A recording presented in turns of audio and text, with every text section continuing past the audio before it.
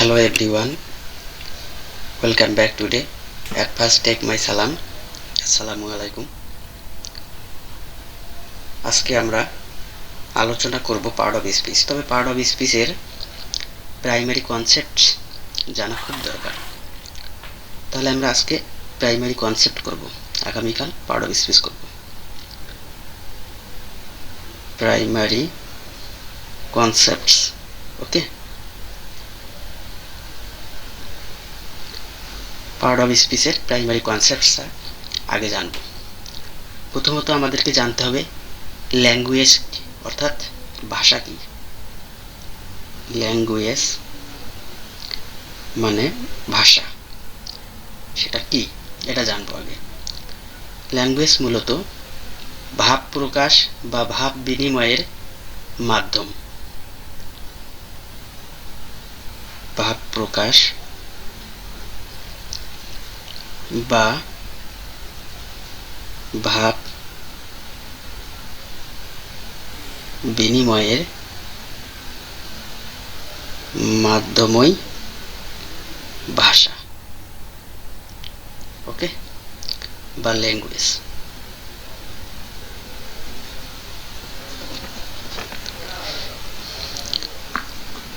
Language আমরা জানলাম, ভাষা জানলাম। তারপরে আমাদেরকে জানতে হবে লেটার কি। লেটার অর্থাৎ বর্ণ।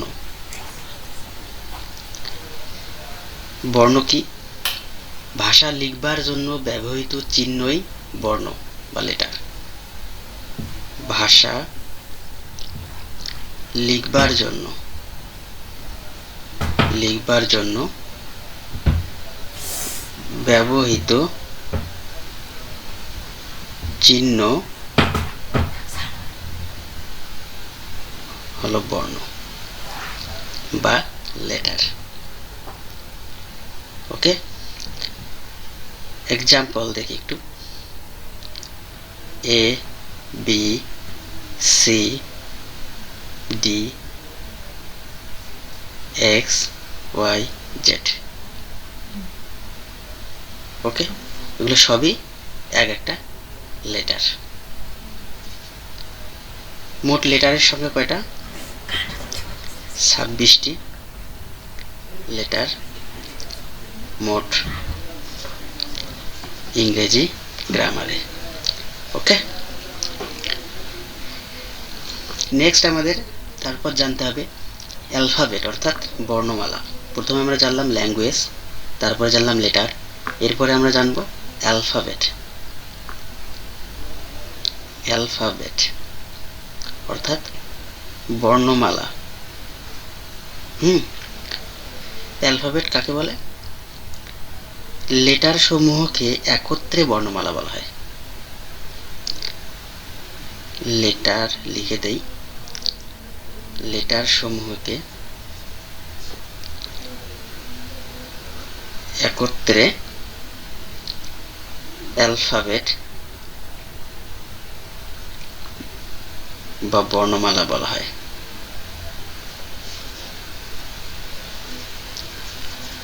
ঠিক আছে, খুব বেসিক জিনিস। তাহলে অ্যালফাবেট বর্ণমালা, অ্যালফাবেট বর্ণমালা আবার ভাগ করা যায় দুই ভাগে, ঠিক আছে। একটা হচ্ছে বর্ণমালা দুই প্রকার। একটা হচ্ছে ভাওয়েল আর একটা হচ্ছে কনসোন্যান্ট, ঠিক আছে।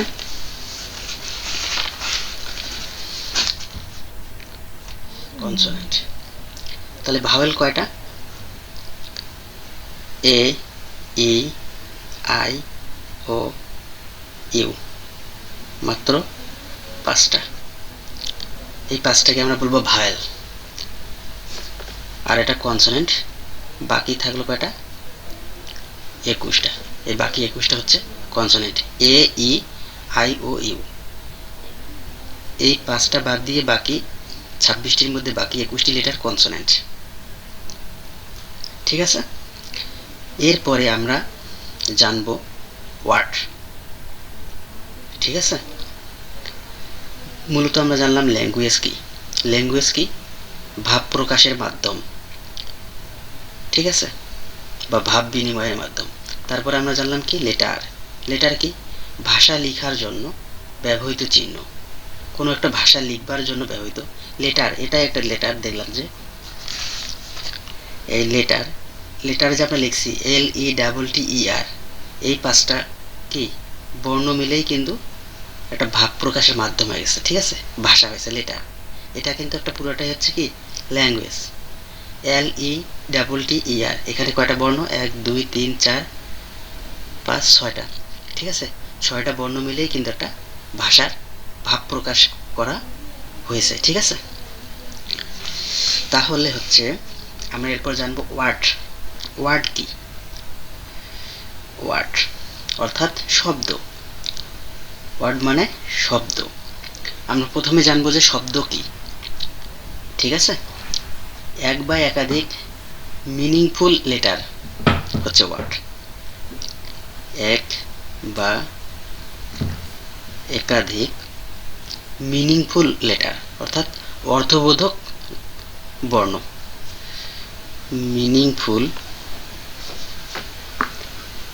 মিনিংফুল লেটার বা অর্থবোধক বর্ণ।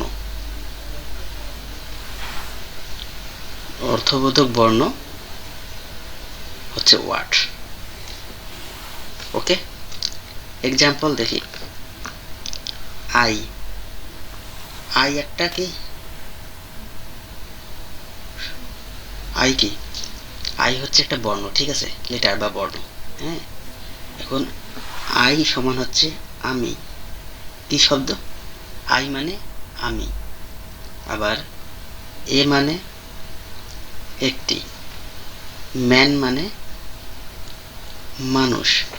অর্থাৎ আই এখানে একটা ওয়ার্ড, এ এখানে একটা ওয়ার্ড, ম্যান এখানে একটা ওয়ার্ড, ঠিক আছে। মিনিংফুল লেটার, প্রত্যেকটাই কিন্তু একটা লেটার, MAN, একটা মিনিংফুল। এটা যোগ করে হয়েছে ম্যান, M যোগ A যোগ N, এটা হয়ে গেছে ম্যান। ম্যান মানে কি? মানুষ। একটা কি অর্থবোধক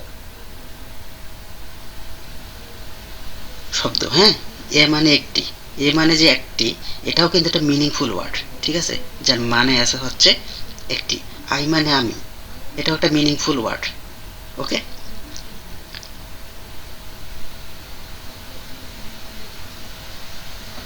এছাড়া যদি একটি বাক্য লেখা হয়,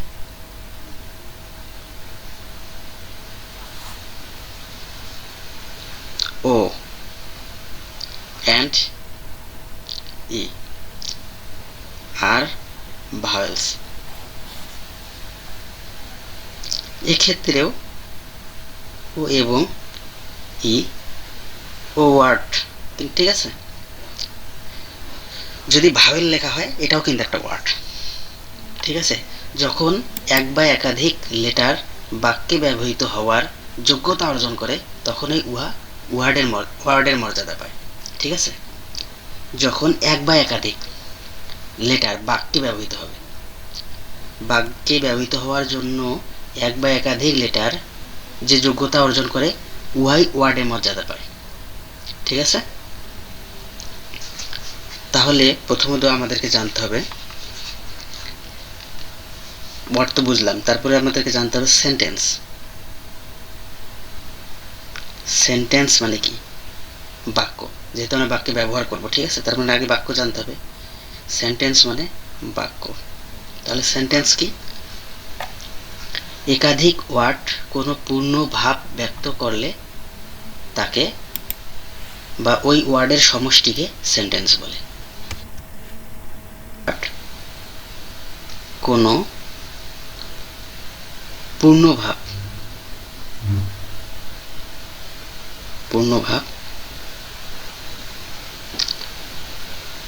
ব্যক্ত করলে বা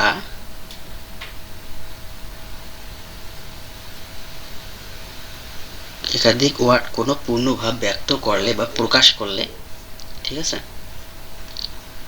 প্রকাশ করলে তাকে সেন্টেন্স বলে, তাকে সেন্টেন্স বা বাক্য বলে। ঠিক আছে, example, I eat rice, I eat rice, I eat rice। এখানে কিন্তু সব ওয়ার্ড, ঠিক আছে, মিনিংফুল ওয়ার্ড। এই মিনিংফুল ওয়ার্ড, এটা এটা এটা সব মিনিংফুল ওয়ার্ড। এই যে গ্রুপ আছে, মিনিংফুল ওয়ার্ডের গ্রুপ, গ্রুপ অফ ওয়ার্ডস, এর সমষ্টি হচ্ছে সেন্টেন্স। ওকে, একটা সেন্টেন্সে অনেক ওয়ার্ড থাকবে, ঠিক আছে, এই ওয়ার্ডের সমষ্টিগুলোকেই সব এই ওয়ার্ডের সমষ্টিগুলো মিলেই তৈরি একটা সেন্টেন্স। ওকে, একটা জিনিস মাথায় রাখতে হবে, একটা জিনিস আগে জানতে হবে, সেন্টেন্সে একাধিক ওয়ার্ডস, ঠিক আছে, সেন্টেন্স এর, এটা জিনিস মাথায় রাখবেন, এটা নোট করে রাখবেন, সেন্টেন্স এর একাধিক ওয়ার্ডস এর মধ্যে মূল বা প্রধান ওয়ার্ডটি হচ্ছে ভার্ব। কেন? এটা সেন্টেন্সের একাধিক ওয়ার্ডস, হ্যাঁ সরি, সেন্টেন্সের একাধিক ওয়ার্ডস এর মধ্যে মূল বা প্রধান ওয়ার্ডটি হচ্ছে ভার্ব। ঠিক আছে, ভার্ব ছাড়া, উইদাউট ভার্ব সেন্টেন্স নাথিং। ঠিক আছে, ভার্ব ছাড়া সেন্টেন্স হয় না।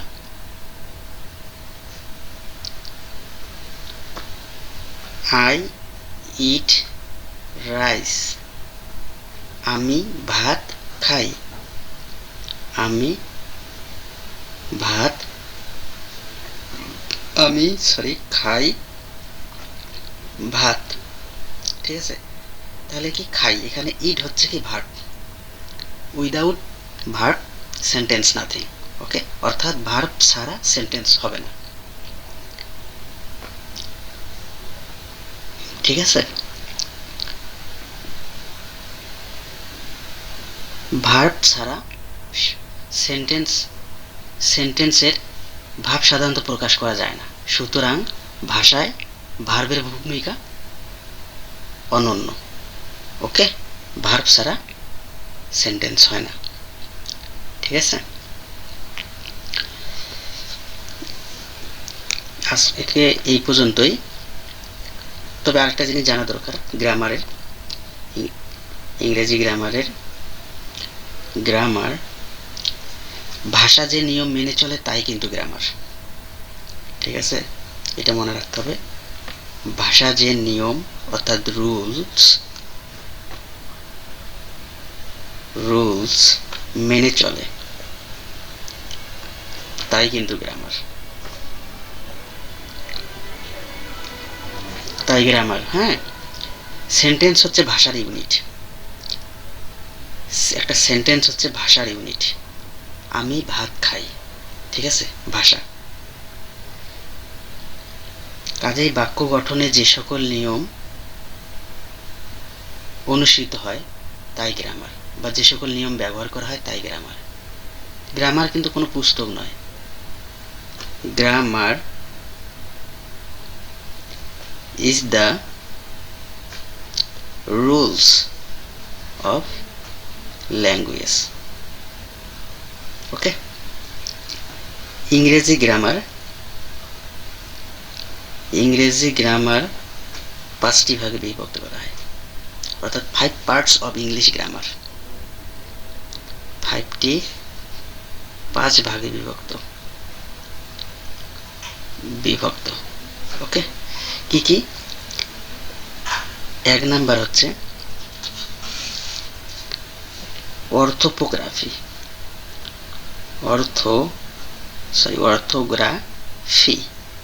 অর্থোগ্রাফি অর্থাৎ বর্ণ প্রকরণ,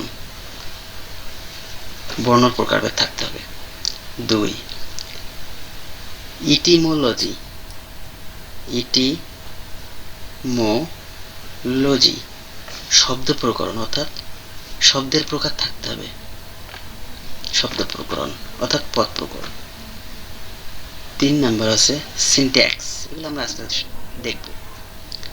বাক্য প্রকরণ, ওকে। তারপর 4 নাম্বার হচ্ছে পাংচুয়েশন, পাংচুয়েশন অর্থাৎ বিরাম চিহ্ন, বিরাম চিহ্ন দরকার আছে কি নাই, অনেক আছে, ঠিক আছে, এগুলো খুব ইম্পর্টেন্ট। 5 নাম্বার হচ্ছে প্রসোডি